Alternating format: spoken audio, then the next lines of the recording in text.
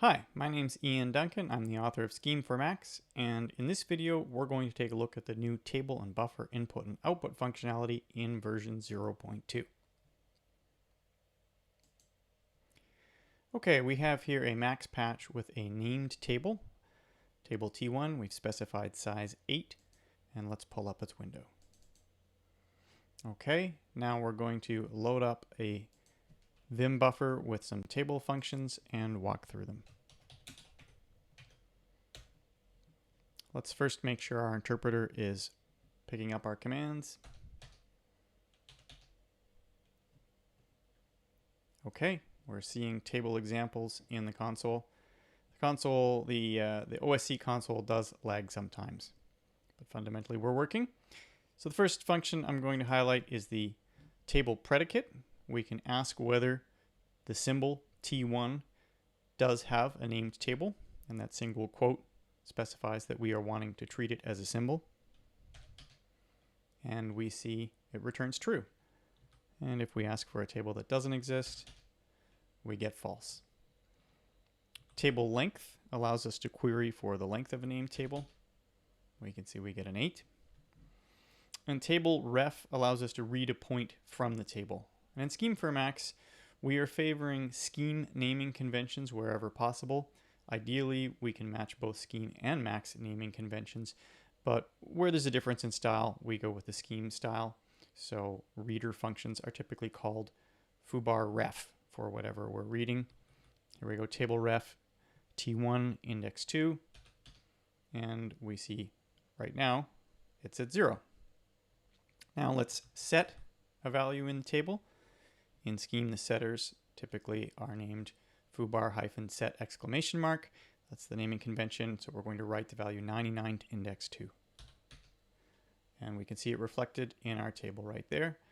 And now if we go and read it, we are getting 99. Now this works fine for setting and reading single points, but we also have functions for setting and reading larger sections of the table. These are valuable because every time we read or write with a single point function, Macs does have to go and find the table in the C code.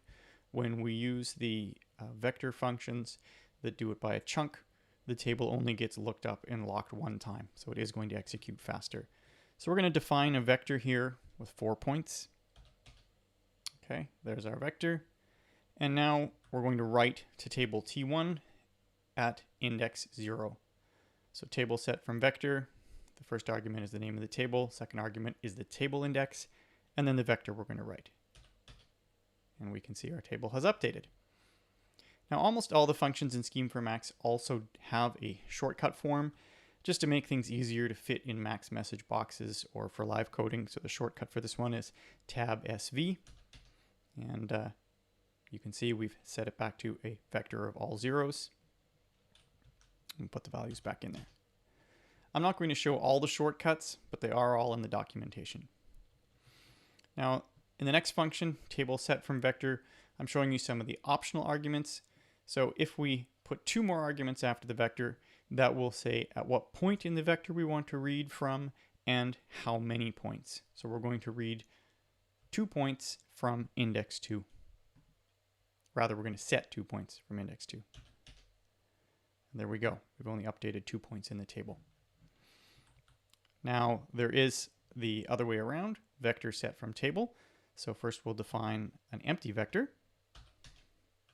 Okay, we've got an empty vector. Let's take a look at it. There we go, it's all zeros. And if we want to set values in that vector from the table, we use vector set from table. There we go. Now our vector is updated with 32, 64, 40, and 50. Okay, those are the table functions. And the table functions are great for integer values. You can configure your tables in Mac so that, by default, if you load them up, they run from 0 to 127 for MIDI values, but that is completely configurable. Just check out the table help functionality. And now let's take a look at the similar functions for buffer I/O. I'm going to open a different Macs patch.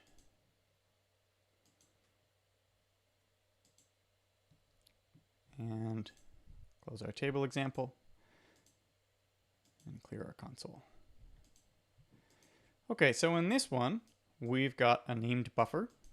Now, buffers in Max, of course, are intended to be for audio, but they can be used for any floating point number storage. As a matter of fact, you can also use them for non-floating point number storage, but at this point in Scheme for Max, we're simply doing integers and tables and floats and buffers. Buffers can be multi-channel. By default, this is a one-channel buffer, and we specify its size, not with size, but with @samps. So I'm going to fill this buffer with 1, and we'll take a look at it. Okay, there's our buffer. It's all filled up with 1s. And let's walk through our buffer functions. Let's make sure the interpreter is picking up. It's not, because I didn't open the gate.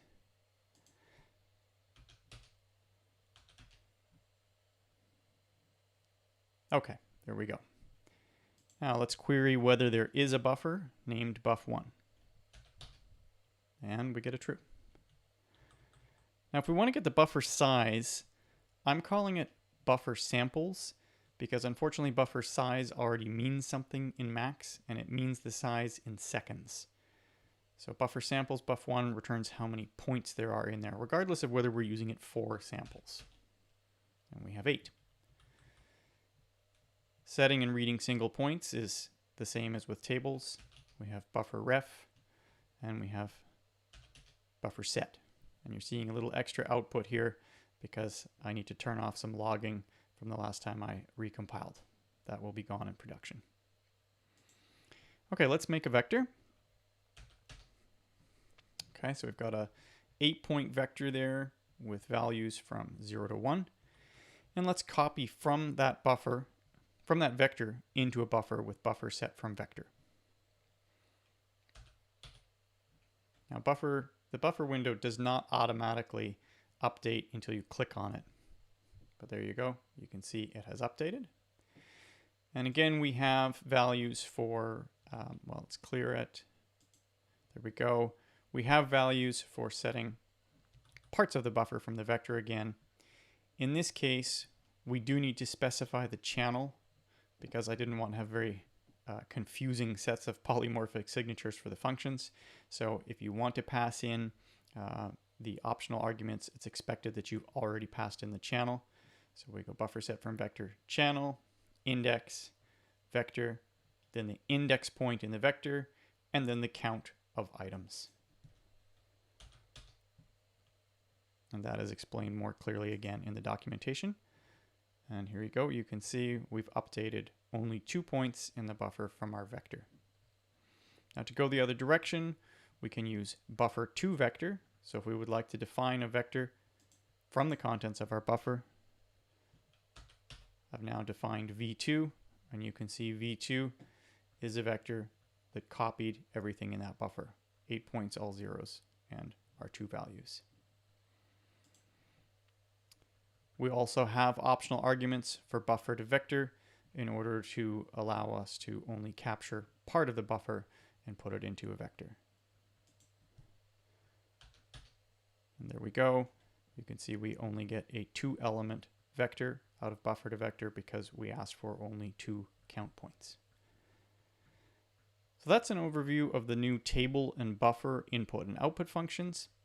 And these are super handy for making sequencers, for making loopers, anything like that where you want Max components and multiple Scheme for Max interpreters to access indexable numeric values that are thread protected and shared across instances. That's it for this one. In the next video, we'll take a look at the new dictionary I/O.